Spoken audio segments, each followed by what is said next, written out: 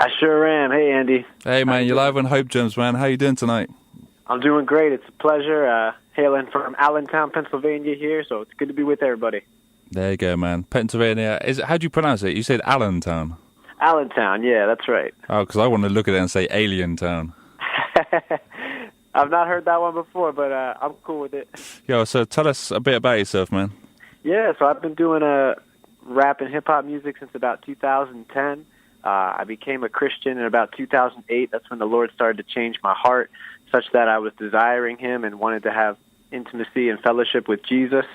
I just love to use hip-hop to make much of Christ and to point people to Him as the great passion of their lives. Have you always resided in Pennsylvania? I have. I was born and raised here. There were 4 years where I wasn't living here. I was attending college in Virginia at Liberty University, a big Christian college. Yeah. I started in 2010, and the way that I got into hip-hop and rap was I've been a drummer since fourth grade when I was about 10 years old, so I always had an affinity for the drum-driven genre of rap and hip-hop. So I started out writing cadences for my high school drum line and then transitioned into producing music, and then the Lord gave me lyrics to write over it. So that's a brief history of how I actually got into hip-hop and rap. Yeah, I want to talk a little bit about your Ironic Bombs. Obviously, we're going to get into it a bit more later, but I've had a listen to it of the 3 tracks you've given to me anyway. And just the 3 tracks you've given to me, they're absolutely awesome. But what I noticed about it is that there's such a... Because I did preview the whole album as well when I listened to it on iTunes, and there's such a different amount of tracks on there. Like you did one collaboration with a rock band, and then you did some kind of big instrumental hits on there, and then you also did some what I'd call rider tunes, like you're just going in on the hip hop scene. It's such a mix that you've put into this one project. Can you tell us a little bit all about that? Absolutely. And so the diversity of genres was representative of the diversity of emotions I was feeling as I was writing this project. The background of this, and perhaps I can go into a little bit later, is that I was coming off of a very devastating breakup of a romantic relationship. I had been with a young lady for 4 years. I had fallen deeply in love with her. We had plans to get married, and then out of the blue, she broke things off and said she didn't feel like that was where the Lord was leading things anymore. And I was really heartbroken over that. And so this album, Ironic Bombs, is kind of me processing this breakup and God impressing upon me that the promise of Romans 8:28, that He works all things for the good of those who love Him. And the chief example of that is, of course, the cross, where Christ, that was the worst evil that ever happened, where Jesus died. But God works the worst bad for the best good when He raises Him from the dead, for the glory of God and for the salvation of everyone who trusts in Him. Is that obviously, that's something to do with why it's called Ironic Bombs, but why is it called Ironic Bombs? Yeah, so it's a metaphor for how every bad thing that happens to us, every bomb that drops on our life, is ultimately ironic because God has promised to work it for our good. Hence, Ironic Bombs. Cool, man. So I want to jump into the first 2 tracks I got for you. The first track is a bit of an older one, but I think in some ways that's good because it's kind of a warm-up to Ironic Bombs.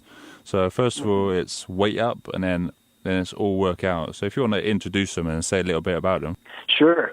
So the song Wait Up is from an EP that I put out in February 2016, and it was called While You Wait. And that project was kind of a warm-up for Ironic Bombs. And the whole project is about how God is a God who works for those who wait for Him, as Isaiah 64:4 says. And so this song, Wait Up, is all about how when God has us at a providential red light, when He has something in our life that we can't, get past, we should wait at that. We should wait on God rather than kind of zooming through the intersection of life, lest we get kind of T-boned by a semi, so to speak. We're supposed to wait on the Lord, trust in Him, and He'll work for us.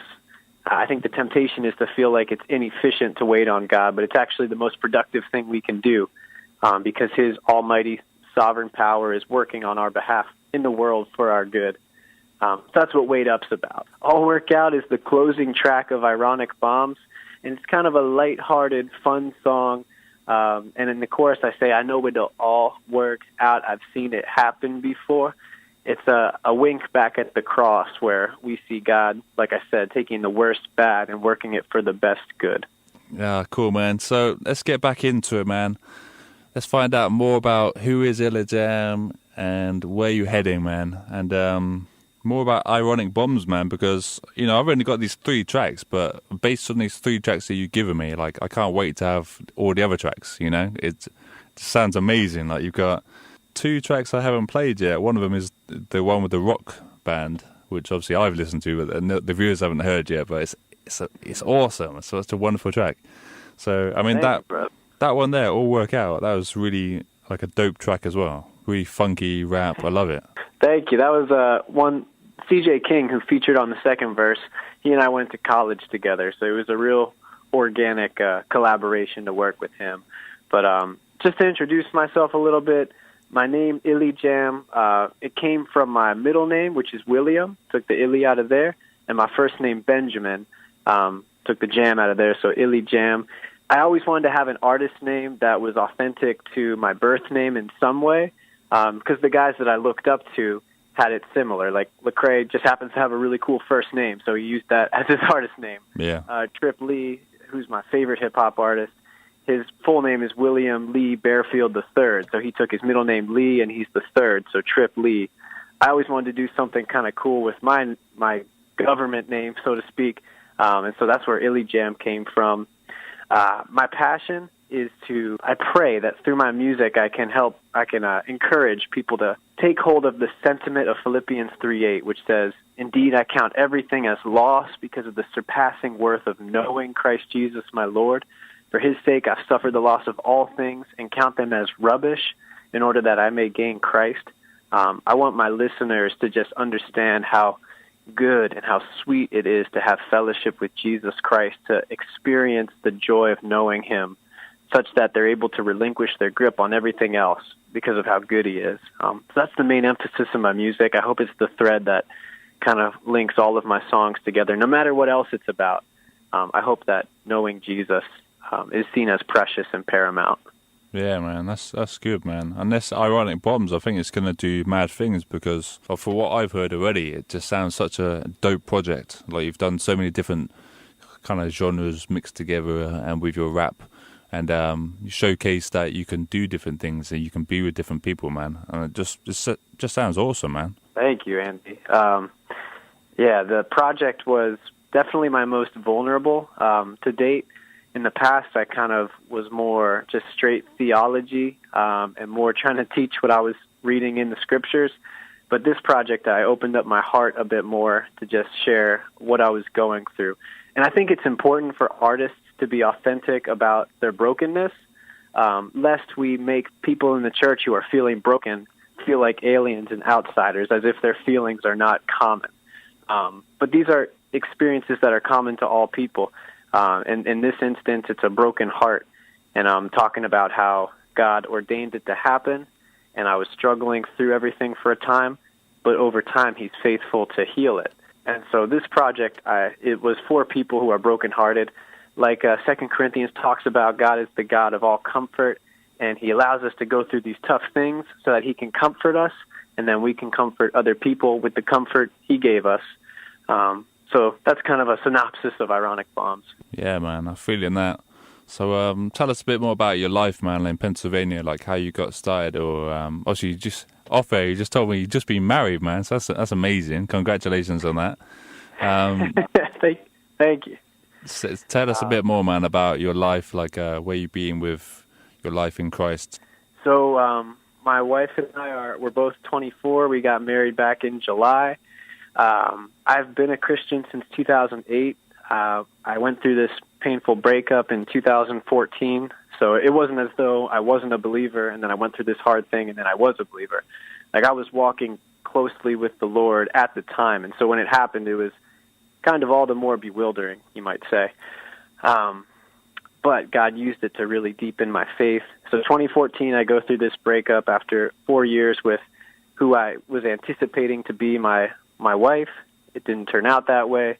God kind of changes the plans.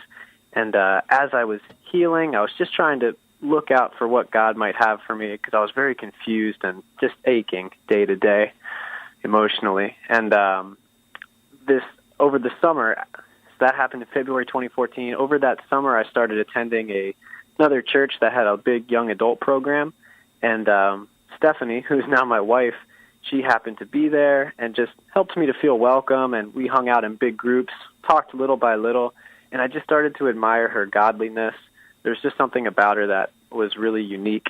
But I didn't want to commit to anything because, of course, hurt people, and I knew I wasn't ready for a relationship. But just over the course of time, we exchanged some letters when I went back to college at Liberty University and got to kind of unpack some baggage and work through some things. Then we began to date, and I was so scared that I was going to use her somehow because of the broken state of my heart.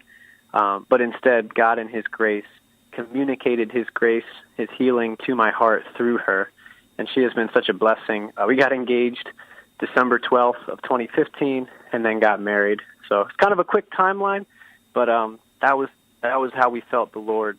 That was what we felt the Lord's will was for us, and we had peace about it, and we just give Him all the glory for it.